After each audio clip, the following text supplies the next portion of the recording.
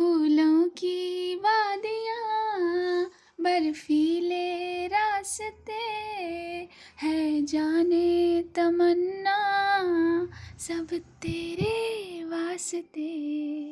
फूलों में है चुभन सर्दी में अगन है सांसों में रात दिन ये कैसी जलन है। नमस्कार, आप सुन रहे हैं पहली सी मोहब्बत willows diamond in search of gold मेरे साथ। पिछले एपिसोड में हमने जाना था विचित्रा की खलिश के बारे में। अब विचित्रा की खलिश ने शब्द ले लिए थे और वो शब्द सदफ को अच्छे नहीं लगे थे। उन शब्दों ने सदफ को डरा दिया था। उसके मन ने उससे कहा था कि विचित्रा इतना बुरा कैसे कर सकती थी किसी भी लड़की के साथ, और अब वो उसके शब्द सुनना नहीं चाहती थी और अपने कदमों को उसने आगे बढ़ा दिया था। तो बस यही था। आइए अब हम इस कहानी के ख़त्म होने वाले कगार के पास चलते हैं। सदफ की कलाई पकड़े उसे रोके विचित्रा उसकी आंखों में देख रही थी और सदफ उसकी आंखों में बड़ी हैरानी का भाव लिए। तभी सदफ के छोटे से मोबाइल ने रिंग किया और उसकी रिंग ने इन दोनों के आईज़ के कनेक्शन को तोड़ दिया। सदफ ने अपना हाथ विचित्रा के हाथ से हल्के से छुड़ा लिया था। छुड़ाते हुए मोबाइल को कान पर लगा लिया था। मैंने नींद डिस्टर्ब तो नहीं की ना? वो अल्हाम थी, वो उसकी प्यार भरी आवाज़ थी। अल्हाम, तुम इस वक्त ठीक हो ना? सदफ ने चिंतित होकर पूछा। हाँ बाबा, मैं बिल्कुल ठीक हूँ। बस मेरी बीवी ने कहा कि आ जाओ, तो हम सीधे साधे आ गए। अल्हाम ने अपनी आंखों को मलकाते हुए कहा। क्या? Are you serious? हाँ बाबा, ये कोई मजाक करने वाली बात है या ये कोई मजाक करने वाला वक्त है क्या? अब चलिए ज़रा इस बंगलों से बाहर आ जाइए मेरी जान। अल्हाम की बात पर सदफ का चेहरा चमक गया था। विचित्रा हल्की सी दूरी पर बैठे सदफ को देख रही थी। उसकी आंखों में कुछ अनईजीनेस थी, जैसे उसे जागना परेशान कर रहा था। फिर उसने मेडिसिन भी ले ली थी जिसका असर होना शुरू हो गया था और उसे रेस्ट करने की ज़रूरत थी। सदफ ने विचित्रा को एक बार देखकर अपनी नज़र दूसरी तरफ कर ली थी। तुम सच कह रही हो ना? हाँ, सदफ ने अल्हाम से कंफर्म करना चाहा। मैं अपनी बीवी से झूठ बोलूं? क्या मरना है मुझे? अल्हाम, तुम बहुत बुरी हो, बहुत। मैं आती हूँ। सदफ बहुत खुश थी, मगर उसने अपनी खुशी को अभी अपने सीने में बांधा हुआ था। वो फ़ोन कट कर देती है। कट करने के बाद विचित्रा के पास बढ़ जाती है। तुम्हें अब आराम करना चाहिए, चलो कमरे में। सदफ ने हाथ बढ़ाया था विचित्रा के सामने और विचित्रा ने पहले उसे फिर उसके हाथ को देखा था। क्या अल्हाम आई है यहाँ? विचित्रा ने पूछा। हाँ, सदफ ने गर्दन हिलाकर उसकी बात का जवाब दिया, जो विचित्रा के चेहरे के भाव को बदल गया था। वो खड़ी हो गई थी और सदफ का हाथ थामे बगैर अपने कमरे की तरफ चल पड़ी थी। सदफ ने उसके पीछे अपने कदम कर दिए थे। विचित्रा अब अपने बेड पर जाकर लेट गई थी और सदफ ने उसके ब्लैंकेट को ठीक किया था। मैं यहीं हूँ, तुम्हें कोई भी ज़रूरत हो या कुछ भी अनईजीनेस ज़्यादा फील हो, मुझे कॉल करना, ठीक है? सदफ ने ब्लैंकेट ठीक करते हुए विचित्रा से कहा था। विचित्रा ने उसकी बात का कोई जवाब नहीं दिया था, बस उसे घूरती नज़र आई थी। सदफ उसके कमरे से बाहर निकल रही थी। उसी वक्त दरवाजे को उसने हल्का सा छोड़ दिया था, जिससे दरवाज़ा लॉक तो नहीं हुआ था लेकिन बंद हो गया था। सदफ ने अपने कदमों को इस बंगलों के बाहर किया था। अंधेरे में उसकी निगाहें बल्ब की तरह जल रही थी, जो अल्हाम को ढूंढ रही थी। कहाँ हो अल्हाम?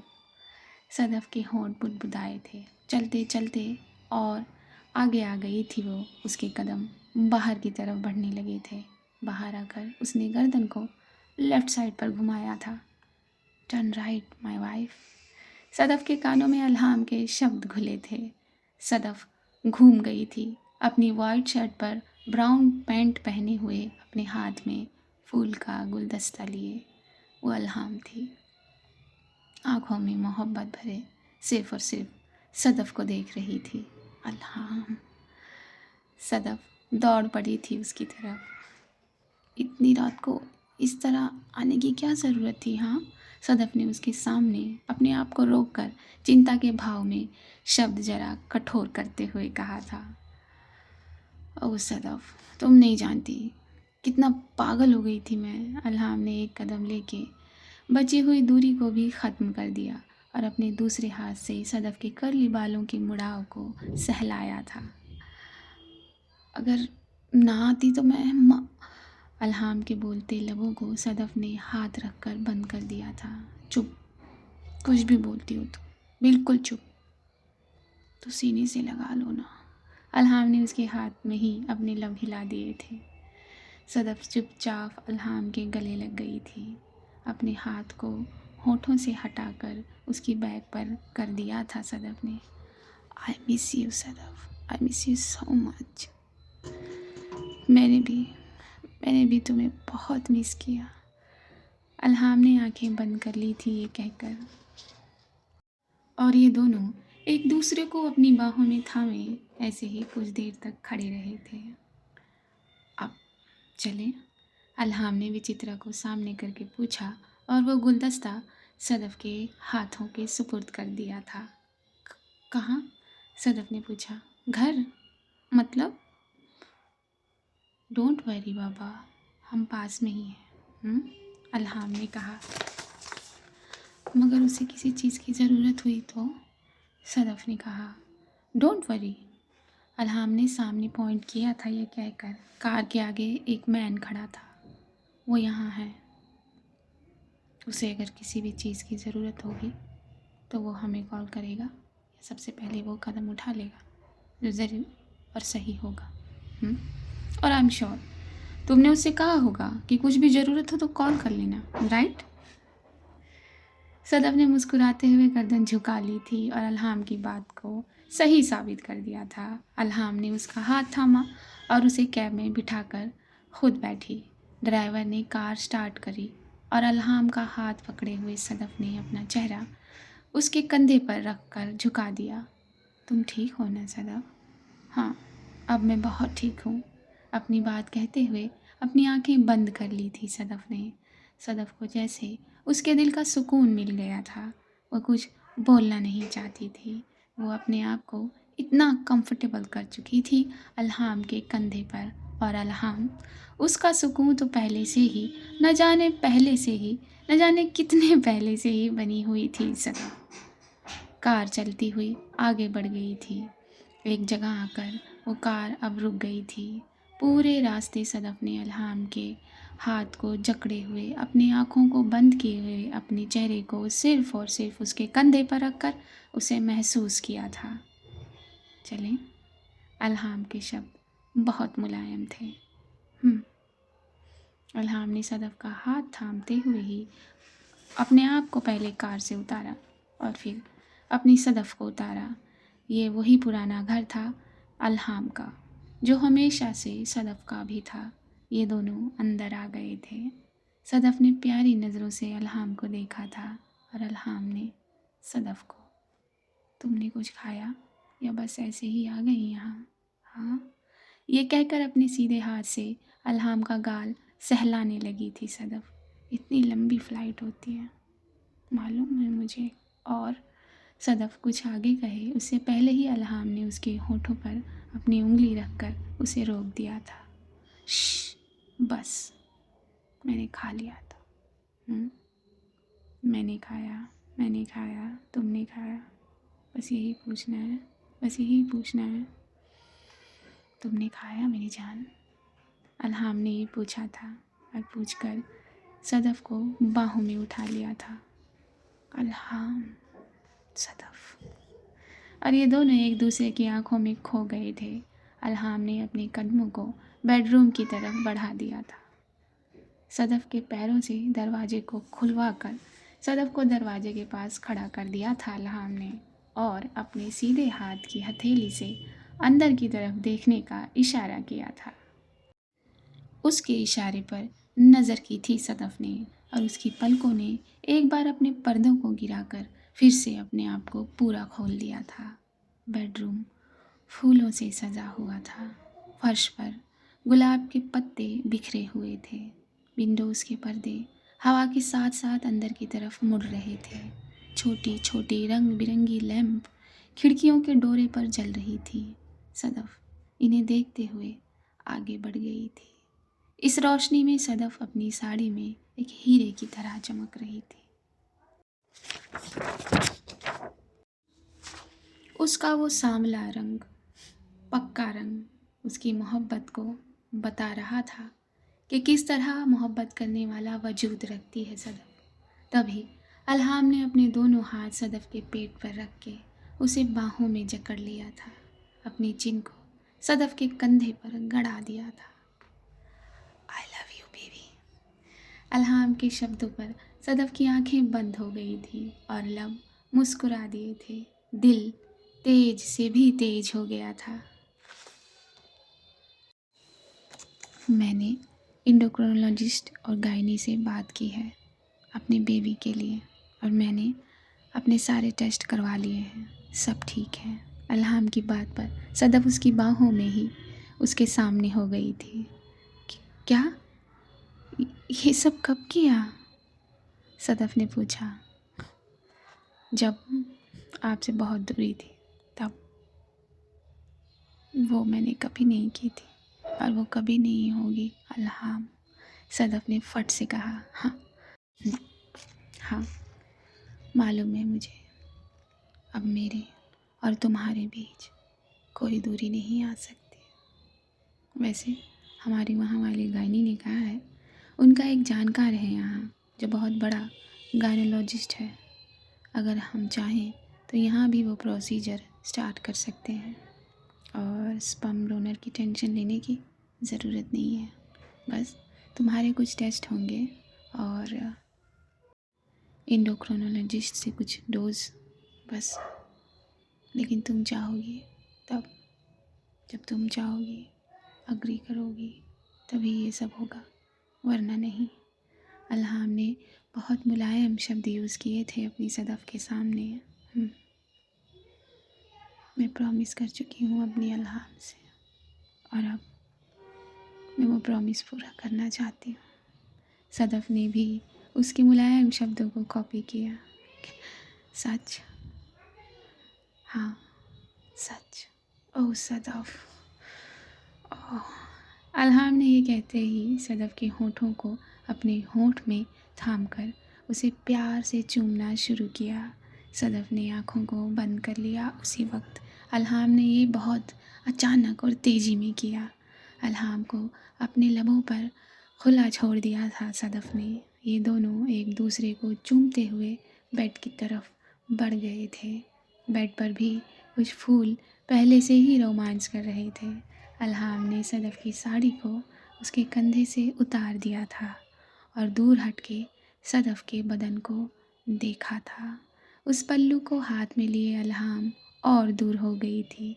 जैसे जैसे अल्हाम अपने कदमों को दूर ले जा रही थी, वैसे वैसे उस पल्लू को खींच रही थी और वो साड़ी सदफ के बदन को छोड़ रही थी।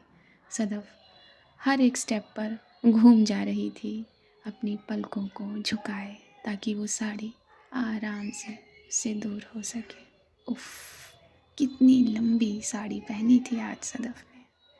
अल्हाम का साड़ी को खींचना रुका और साथ ही रुके उसके कदम। अब सदफ ने अपनी आँखों को बंद कर लिया था। उसे देखते देखते अल्हाम उसके बदन से चिपक गई थी आकर। अपनी नोज़ को उसने सदफ के गालों पर रखा था और उसके गाल पर ही अपनी नोज़ गोल गोल रब करने लगी थी। दोनों हाथों को सदफ के सीने से पीछे ले जाते हुए उसके ब्लाउज़ के हुक को खोलकर वो ब्लाउज़ बहुत दूर कर दिया था अल्हाम ने, और साथ ही अपनी नोज़ को उसकी गर्दन पर रगड़ने लगी थी। सदफ की सांसें तेज़ी की तरफ बढ़ रही थी। उसका टमी कांपने लगा था।